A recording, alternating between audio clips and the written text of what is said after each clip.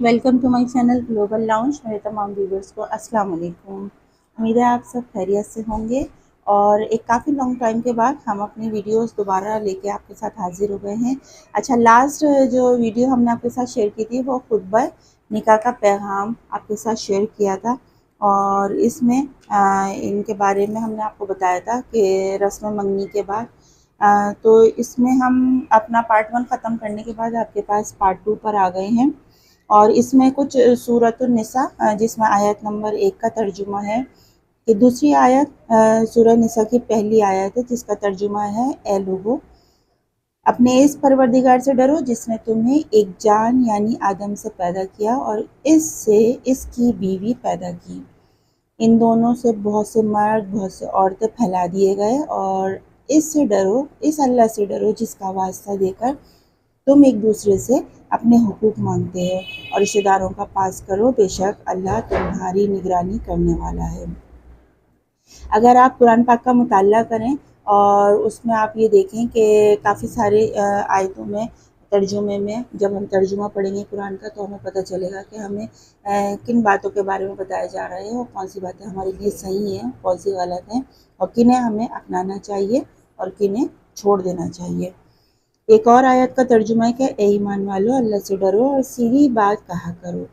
अल्लाह तुम्हारे काम संवार देगा, तुम्हारे गुनाह माफ़ कर देगा। जिस शख्स ने अल्लाह और इसके रसूल की अताअत कर ली इसने बड़ी अजीम कामयाबी हासिल कर ली। कुरान करीम की बेशुमार आयत हैं, इनमें हज़रत सल्लल्लाहु अलैहि वसल्लम की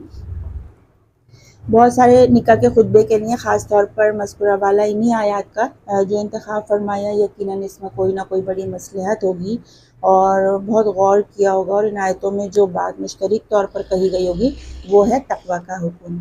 तक़वा हमेशा हम तक़वा के बारे में बात करते हैं और ये तमाम आयतें इसी हुक्म से शुरू हो रही हैं कि तक़वा इख्तियार करो। कोई नादान ये कह सकता है कि तक़वा का शादी ब्याह से क्या जोड़ है। अगर आप बहुत सारे लोगों को शादी ब्याह में कोई नसीहत करना चाहें तो कि भाई कम खर्च वाला नशी होता है, कम खर्च करें और आपके काम भी अच्छे तरीके से हो जाएं, लेकिन तकवा पे बहुत सारे लोगों का इख्तलाफ हो जाता है कि लेकिन जो शख्स हालात के नशे व फराज में हो, मियाँ बीवी के ताल्लुकात की नज़ाकतों को जानता हो और जिस अज़दवाजी उलझनों की तह तक पहुँचने का तजर्बा हो, वो इस नतीजे पर पहुँचे बगैर नहीं रह सकता कि मियाँ बीवी के ताल्लुकात और एक दूसरे के हुकूक यानी ठीक ठीक अदायगी के लिए तकवा एक लाजमी शर्त है। मियाँ बीवी का रिश्ता बहुत नाजुक होता है। इन दोनों के सीनों में छुपे हुए जज्बात और इनकी हकीकी सरिश्त एक दूसरे के सामने इतनी खुलकर आती है कि किसी और के सामने इतनी खुलकर नहीं आ सकती। दूसरों के सामने एक शख्स अपनी बदनीयती को ज़ाहिरी मुस्कुराहटों पर के पर्दे में तो छुपा सकता है, लेकिन अपने अंदर के इंसान पर खूबसूरत अल्फाज और ऊपरी खुश अखलाक़ी का मलमा चढ़ा सकता है, लेकिन बीवी के साथ अपने मामलात में वो मलमा बाकी नहीं रख सकता। इसे अपनी ज़ाहिरी खोल से कभी ना कभी बाहर निकलना ही पड़ता है और अगर अंदर का ये इंसान तकवा से आरास्ता ना हो तो ये अपने शरीक ज़िंदगी का जीना दोबर कर देता है। एक बीवी को अपने शौहर से जो तकलीफ़ें पहुँचती हैं इनका ज़ाला हमेशा अदालत के ज़रिए नहीं हो सकता। इनमें बहुत सी बेशुमार तकलीफ़ें ऐसी हैं जो अदालत तो कुजा अपने किसी करीबी रिश्तेदार के सामने भी बयान नहीं कर सकती। इसी तरह एक शौहर को बीवी से जो शिकायतें हो सकती हैं, बसा औक़ात शौहर के पास उनका कोई हल नहीं होता और किसी न किसी ज़रिए वो इन्हें दूर करने का कोई सामान कर सकता है। इस किस्म की तकलीफ़ों और शिकायतों का कोई इलाज दुनिया की कोई ताकत फराहम नहीं कर सकती। इनका इलाज इसके सिवा कुछ नहीं कि दोनों के दिल में तकवा हो, यानी वो इस एहसास की दौलत से माला माल हों कि एक दूसरे के लिए अमानत हैं और अमानत की जवाबदेही इन्हें अपने अल्लाह के सामने करनी है। अपने शरीक ज़िंदगी को अपने किसी तर्ज़ अमल से सुना कर सता कर वो शायद दुनिया की जवाबदेही से बच जाएं, लेकिन एक न एक दिन ऐसा ज़रूर आएगा जब वो अल्लाह के सामने खड़े होंगे और इन्हें अपनी एक एक हक तलफ़ी का भुगतान भुगतना पड़ेगा। इसी एहसास का नाम तकवा है اور یہی وہ چیز ہے جو انسان کے دل پر ان تنہائیوں میں بھی پہرا بٹھاتی ہے، جہاں اسے کوئی دیکھنے والا نہیں ہوتا۔ حضرت صلی اللہ علیہ وسلم یہ چاہتے ہیں کہ جب دو مرد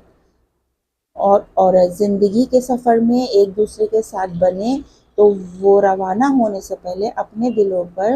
غیبی پردہ بٹھا لیں، تاکہ ان کی دوستی پائیداری ہو اور ان کے دل میں ایک دوسرے کی محبت محض وقتی نفسانیت کی پیداوار نہ ہو، جو ایک نئی نویلی زندگی کا جوش ٹھنڈا ہونے کے بعد فنا ہو جاتا ہے، بلکہ وہ تقوی کے سائے میں پلی ہوئی ہو، پائیدار محبت ہو جو خود غرضی سے پاک اور ایثار، وفادار اور خیر خواہی کے سدا بہار جذبات سے مزین ہو، اور جسم سے گزر کر واقعی قلب اور روح کی گہرائیوں تک سرایت کر جائے۔ اس لیے حضرت صلی اللہ علیہ وسلم نے نکاح کے خطبے میں ان آیات کا انتخاب فرمایا، جن میں سے ہر آیت تقوی کے حکم سے شروع ہو رہی ہے، اور وہی اس کا بنیادی پیغام ہے۔ اب اس کا خلاصہ کلام کیا ہے کہ مولانا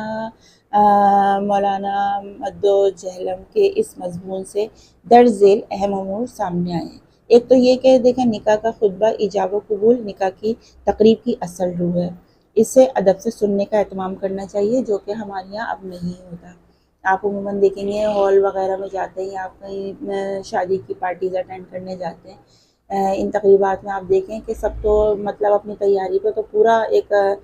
وقت لگایا جاتا ہے، لیکن جس دوران نکاح ہو رہا ہوتا ہے اور خطبہ پڑھا جا رہا ہوتا ہے اس وقت سب اپنی مصروفیات میں اور مشاغل میں مصروف ہوتے ہیں، تو اس کو سننے کا اہتمام کرنا چاہیے۔ تقریب کے منعقد کرنے والے کوشش کریں کہ لاؤڈ اسپیکر کا انتظام کریں، تاکہ آخر تک آپ کے جو بھی مہمان گرامی ہیں ان تک یہ آواز پہنچ سکے۔ خطبے میں حمد و ثنا اور درود شریف کے بعد جو چیز سمجھائی گئی ہے وہ تقویٰ ہے، جس سے مراد یہ ہے کہ جب مرد عورت زندگی کے سفر میں ایک دوسرے کے ساتھی بنے تو اس سفر کے آغاز سے قبل اپنے دلوں میں تقوی کا غیبی پہرا بٹھا لیں، تاکہ ان کی دوستی پائیدار ہو، ان کے دل میں ایک دوسرے کی محبت محض وقتی اور نفسانیت کی پیداوار نہ ہو۔ جو نئی نویلی زندگی شروع ہوتی ہے اور تھوڑا بہت جوش ہوتا ہے، اور جوش کے بعد وہ ٹھنڈا پڑ جاتا ہے اور پھر ختم ہو جاتا ہے۔ تو محترم میرے جو قارئین ہیں، اگر یہ کتاب رشتہ ازدواج سے منسلک ہونے کے بعد آپ کے ہاتھ آئی ہے تو بھی کوئی بے فائدہ نہیں ہے، بلکہ اس میں دی گئی ضروری ہدایت کے موافق اب بھی اپنا طرز عمل صحیح کر سکتے ہیں، اور صبح کا بھولا اگر شام کو گھر آ جائے تو اسے بھولا نہیں کہتے۔ اے اللہ، تو میرے نفس کو پرہیزگاری عطا فرما اور پاک کر، تو سب سے اچھا پاک صاف کرنے والا ہے، اور تو ہی اس نفس کا مولا اور آقا ہے۔ تو بے شک یہ اس کا ایک خلاصہ تھا نکاح کا، اور اس کے آگے ہم اکمیر آپ کے ساتھ آگے کی ویڈیو شیئر کریں گے، بہت انٹرسٹنگ ہونے والی ہے۔ یہ بکس بہت انٹرسٹنگ ہوتی ہیں، کوشش کیا کریں کہ ایسی بکس کا مطالعہ کریں تاکہ ہماری آپ کی اصلاح ہو سکے اور یہ معاشرہ بہتر طور پر تشکیل پا سکے، اور اگر ہم کوئی غلطی کر رہے ہیں تو ہم اپنی ان غلطیوں کو سدھار سکیں۔ امید ہے آج کا سیشن آپ کو بہت اچھا لگا ہوگا، اور جو اس میں بتایا گیا ہے ان پر عمل بھی کریں گے، اور آگے بھی اس کو شیئر ضرور کریں گے۔ تو ہمارے ساتھ رہیے گا چینل پہ، ویڈیو کو لائک شیئر ضرور کیجیے گا۔ نیکسٹ ویڈیو میں آپ کے ساتھ ملتے ہیں، جب تک سائمہ خان کو اجازت دیجیے، اللہ حافظ۔